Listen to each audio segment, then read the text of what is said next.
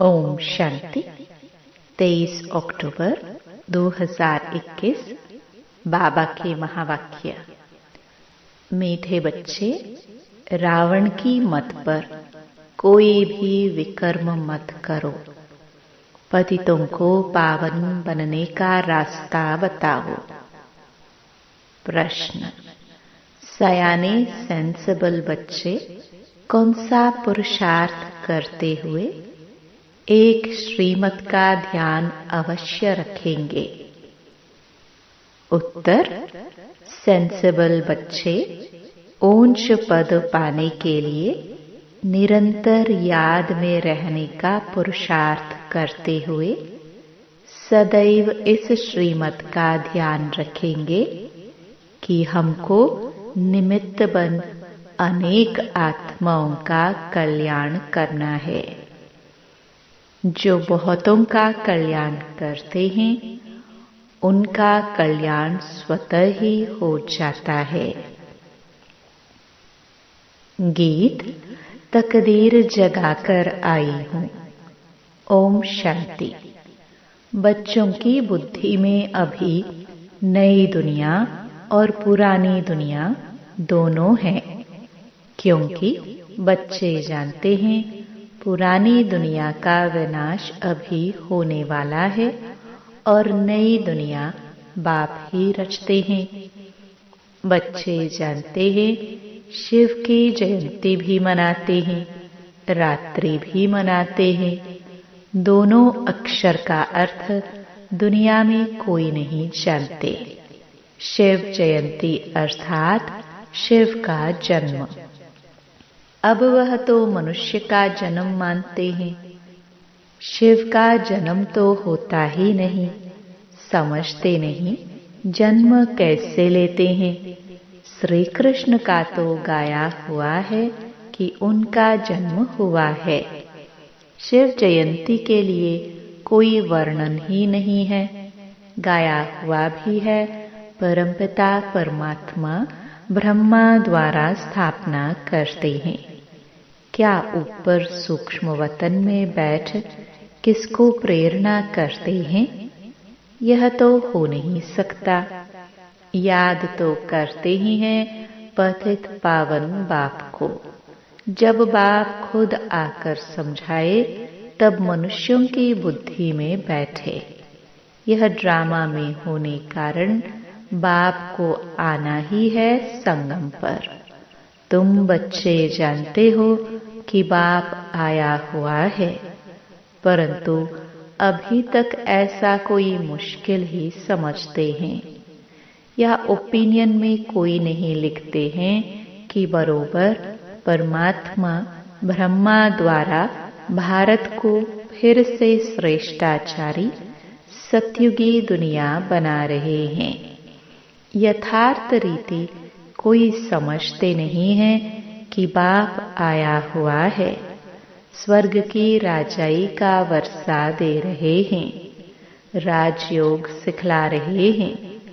हजारों आते हैं, फिर कोई ठहरते हैं, उनसे भी आते आते फिर घटते जाते हैं। कितने तमो प्रधान बुद्धि बने हैं जो इतनी सहज बात समझ नहीं सकते। बाप कहते हैं मामेकम याद करो तो तुम्हारे विकर्म विनाश हो जाए। यह योग अग्नि है जिससे तुम सतो प्रधान बन जाएंगे। कोई भी विकर्म नहीं करो। विकर्म कराने वाला है रावण, उनकी मत पर नहीं चलो। कोई को दुख न दो।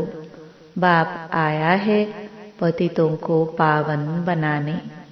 बाप कहते हैं तुम्हारा भी यही धंधा है। रात दिन यही चिंतन करो। हम पतितों को पावन बनने का रास्ता कैसे बताएं?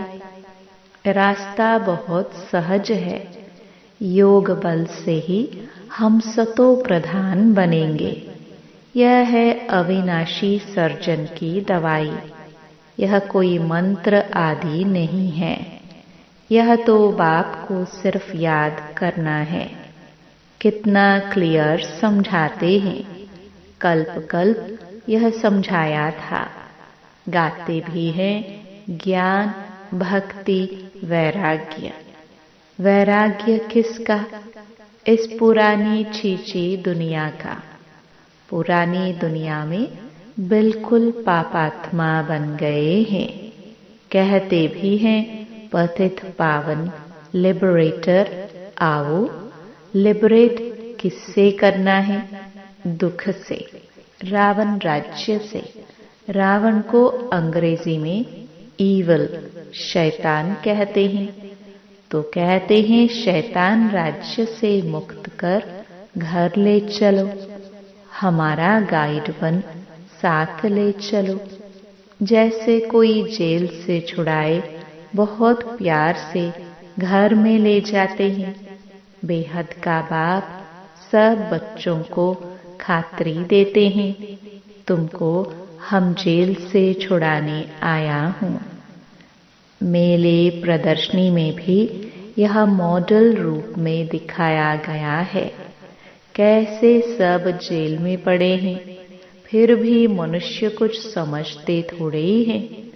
बाप कितना सहज रीति समझाए विश्व का मालिक बनाते हैं। कहते हैं मुझे याद करो तो तुम्हारे पाप कट जाएंगे, तुम सत्युग के मालिक बन जाएंगे। कितना सहज है। कोई भी धर्म वाला समझ जाए। बताना चाहिए फलाना धर्म कब स्थापन होता है। अंत में सभी आत्माएं अपने अपने सेक्शन में चली जाएंगी। फिर शुरू होगा देवी देवता धर्म। ब्रह्मा द्वारा स्थापना। यह लिखा हुआ है। त्रिमूर्ति का चित्र है नंबर 1। त्रिमूर्ति और गोला। यह चित्र पर बिल्कुल क्लियर समझाया जा सकता है। यह भी समझाया है एक है शांति धाम, दूसरा है सुख धाम और यह है दुख धाम। इस दुख धाम से चाहिए वैराग्य। अब भक्ति की रात पूरी हुई। सत्युग त्रेता का दिन शुरू होता है। बाप कहते हैं अब पुरानी दुनिया खत्म होनी है, इसलिए इससे वैराग्य चाहिए। वह है हद का वैराग्य, यह है बेहद का वैराग्य। वह सन्यासी आदि कोई नई दुनिया नहीं रचते हैं। क्रिएटर बाप है ना, उनको कहा जाता है हेवनली गॉड फादर, हेवन स्थापन करने वाला। दूसरा कोई तो है नहीं। पढ़ाई है सत्युगी राजधानी प्राप्त करने के लिए। ज्ञान सागर आकर ज्ञान देते हैं। ज्ञान सागर पतित पावन उनको ही कहा जाता है। नॉलेज काहे का? क्या बैरिस्टर सर्जन का नॉलेज? परमात्मा को सृष्टि के आदि मध्य अंत का नॉलेज है। उसमें सब नॉलेज आ जाते हैं।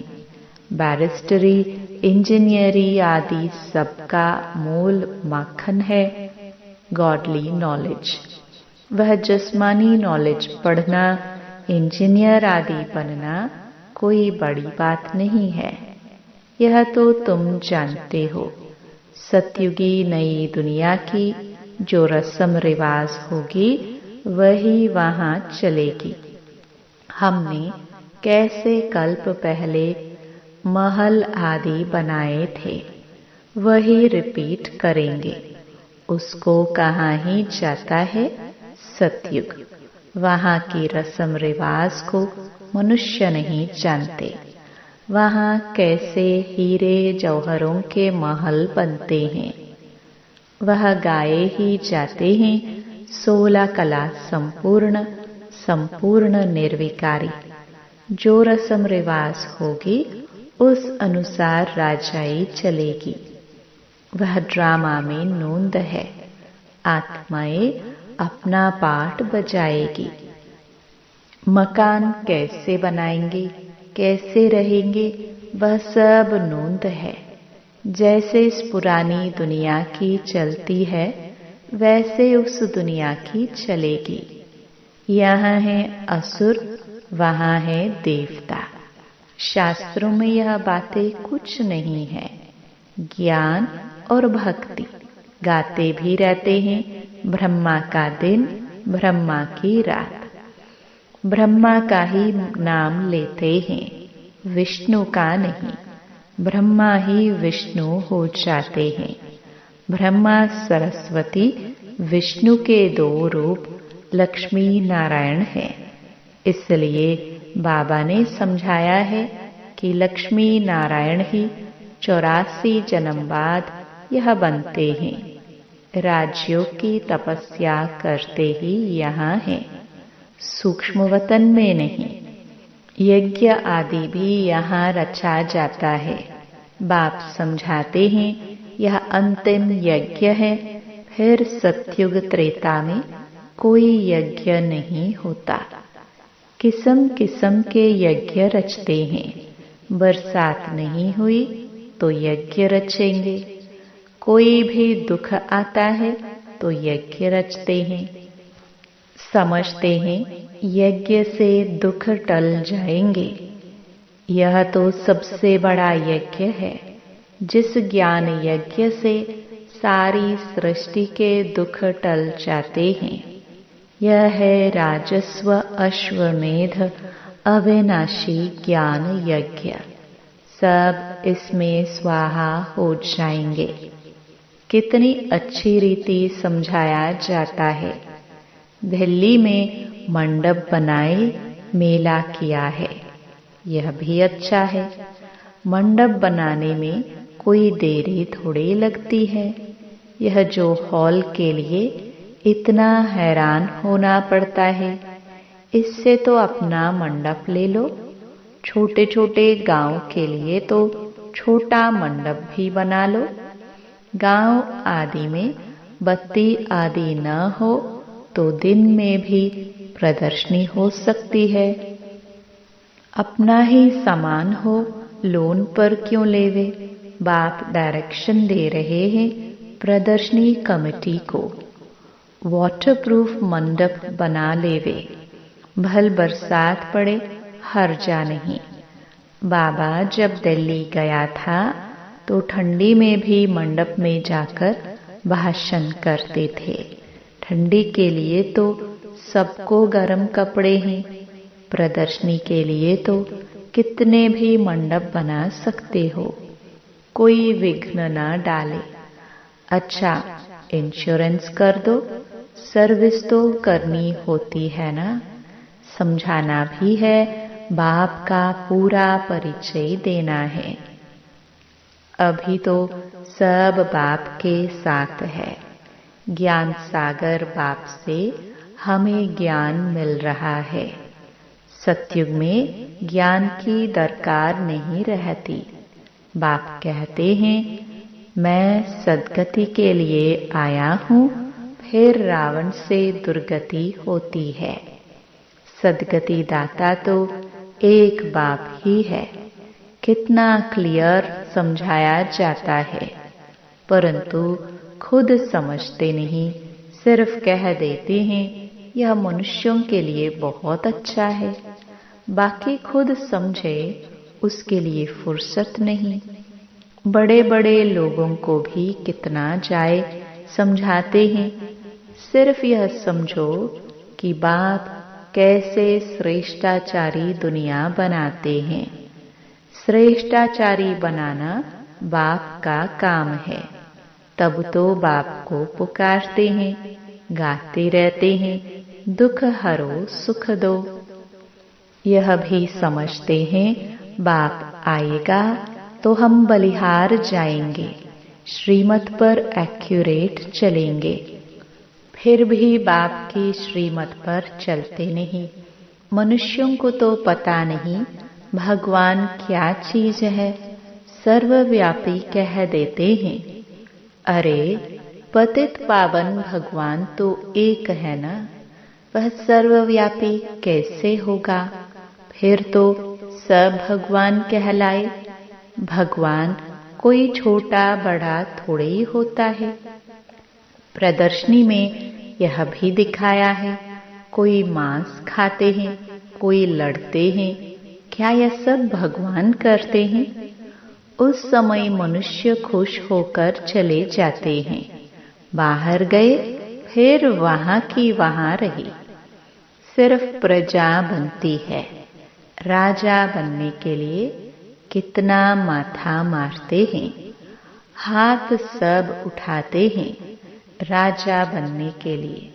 फिर 5-7 रोज के बाद देखो तो है ही नहीं। माया कितनी जबरदस्त है, झट फंसा देती है। राजधानी स्थापन करना कितना डिफिकल्ट है। धर्म स्थापन करने में डिफिकल्टी नहीं है। वहां कोई असुरों के विघ्न थोड़े ही पड़ते हैं। यहाँ बच्चे कहते शादी नहीं करेंगे तो बाप कहता शादी तो जरूर करनी है।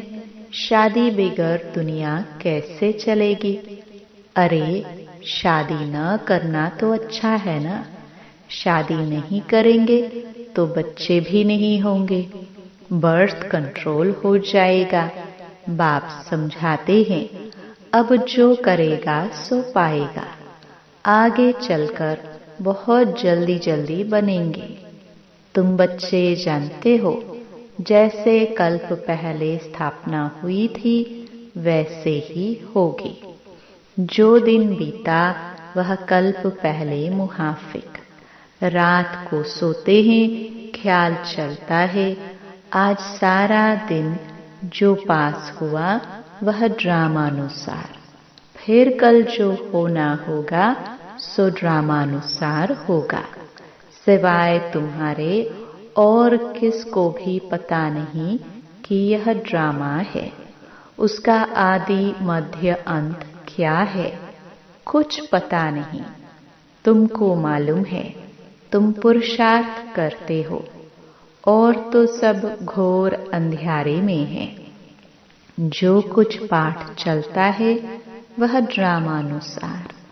आज यहाँ बैठे हो और कल बीमार हो जाते, वह भी कहेंगे ड्रामानुसार भोगना भोगनी है, कल्प कल्प ऐसे होगा।